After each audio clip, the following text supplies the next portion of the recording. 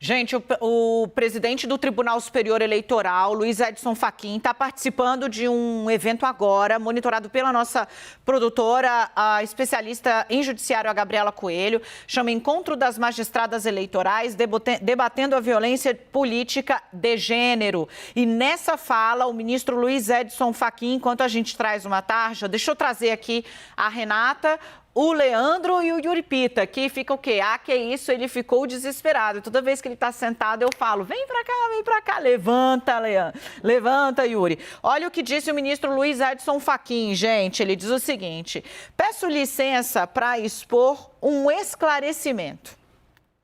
A Justiça Eleitoral está preparada para conduzir a eleição de 2022 de forma limpa e transparente, tal como tem feito há 90 anos. Quem questiona demonstra apenas motivação política ou desconhecimento técnico do assunto. Refiro-me agora especificamente a uma entrevista de alta autoridade da República que menciona não ser possível contagem simultânea de votos. A crítica é indevida. Disse ontem, dia 12, a alta autoridade que a apuração simultânea de votos foi uma alternativa muito importante que ficou de fora, com o devido respeito a um erro de informação. Ele se refere, sem citar, ao presidente da República, Jair Bolsonaro. Renata, o que ele faz é basicamente o que a gente está fazendo aqui, né? O próprio Leandro já havia dito, olha, falar que não é possível contar, perfeito, obrigada. Falar que não é possível fazer a contagem simultânea, informação da Gabriela Coelho, tá errado, é indevido. Agora esclarece Luiz Edson Fachin para vocês aí. Rê.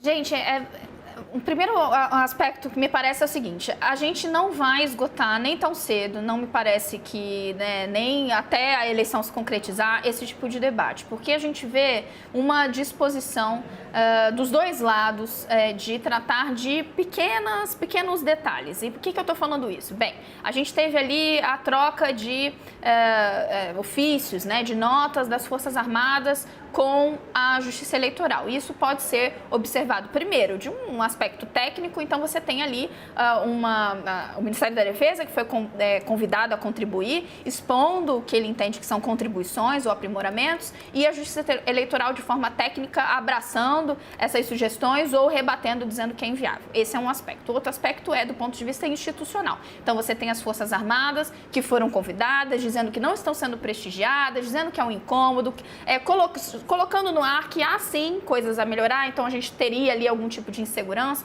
Então você tem esse aspecto institucional. Mas qual é o fator que tumultua esse cenário? É sim o que vem do Executivo, é o presidente Jair Bolsonaro. E por quê?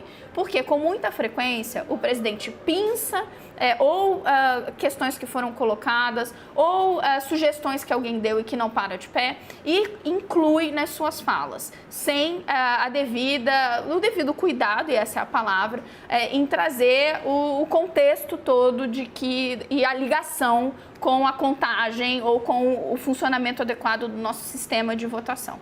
E isso tumultua todas essas interações, porque você coloca a Justiça Eleitoral num papel de não só responder o que ela estava fazendo institucionalmente, por exemplo, às Forças Armadas ou a outros questionamentos, mas traz a Justiça Eleitoral, e aí o ministro Edson Fachin, como presidente nesse caso, para a seara política, porque ele se vê, mesmo ali colocando, não, alta autoridade, eu não estou necessariamente querendo rebater o presidente, mas ele está rebatendo o presidente. Então, o coloca nessa situação de confronto e de embate político.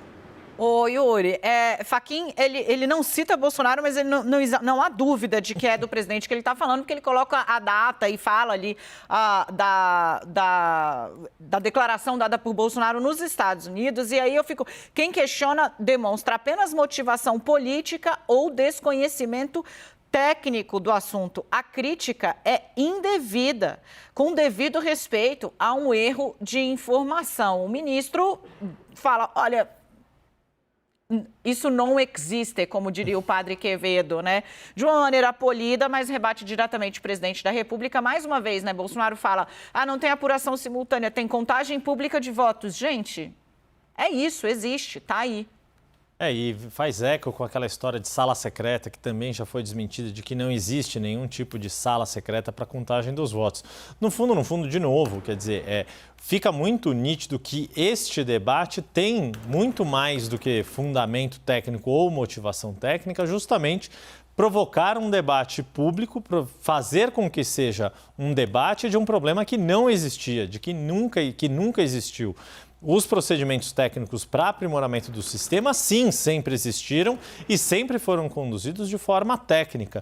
Mesmo nos casos em que por exemplo, aqueles grupos de especialistas em tecnologias, hackers, descobriam algum tipo de vulnerabilidade, eram em ambiente controlado e o que se fazia era justamente, detectamos esse problema, vamos consertar o problema. E o que a gente percebe desse debate que tenta colocar em suspeição o sistema eleitoral, que, de novo, nunca apresentou nenhum resultado adulterado, nunca fraudou a vontade do eleitor, o resultado das urnas nunca deixou de refletir a vontade do eleitor, nem na eleição do vereador da menor cidade do país, nem em quantas eleições a gente está falando para presidente da República, desde 98 para cá, 98, 2002, enfim, a gente já está falando de quase uma dezena de eleições para presidente da República, para o cargo mais importante do país, em que nunca houve nenhuma desconfiança de que o resultado deixou de expressar a vontade das pessoas. Mesmo em 2014, quando houve o pedido de auditoria do PSDB, não houve contestação do resultado, houve questionamentos, houve até um material preparado ali também em relação a aprimoramentos que podem ser feitos, mas, de novo, nunca se contestou o resultado das urnas. Todo o ambiente que está sendo formado de forma política para uma eventual contestação de resultados, isso sim é que acaba sendo a criação de um problema para as eleições deste ano. Boa, Yuri. Renata, o ministro Luiz Edson Fachin, de novo, tentando clarear um pouco as questões que são lançadas de maneira surtem um efeito imediato na audiência mais fiel ao presidente da República. Depois fica muito difícil explicar que focinho de porco não é tomada, que a informação veiculada não está tecnicamente correta, não corresponde à realidade. É o que Fachin faz agora publicamente como ministro-presidente do TSE, depois de ter feito um senhor gesto para as Forças Armadas. Sim, a gente viu, inclusive, o TSE de forma institucional, naquele momento em que o presidente estava mais engajado em trazer à tona as dúvidas sobre o sistema eleitoral, dúvidas infundadas. De qualquer forma, ele estava nessa campanha pelo voto impresso e por tentar mostrar que havia ali fragilidades no sistema. A gente viu o TSE tendo de adotar uma postura bastante didática, com diversas campanhas nas redes sociais, não só na fala do então presidente, o ministro Luiz Roberto Barroso, mas um esforço muito grande de tentar colocar os pingos nos is. Tentar mostrar que o que estava reverberando nas redes bolsonaristas e no discurso do presidente não correspondia à realidade. Esse tipo de esforço nas falas do presidente do TSE e de forma institucional pela Justiça Eleitoral, ele vai seguir sendo necessário, gente. Não me parece que a gente tem no horizonte algum tipo de intenção por parte do presidente ou do bolsonarismo de recuar nesse sentido. Não só porque isso se mostrou algo precioso ali com a base do presidente, mas porque também, gente, é uma bandeira histórica de Bolsonaro. Ele não tirou isso da cartola de uma hora para outra. Ele já estava investido nessa defesa do voto impresso já há bastante tempo. De novo, com base no que a gente tem factualmente algum motivo, algum ponto de partida válido para que isso seja uma bandeira? Não, infelizmente não. Mas isso não convenceu o presidente antes e parece que ele não tem a intenção de se convencer agora. Gente, obrigada. Já volto a falar com você.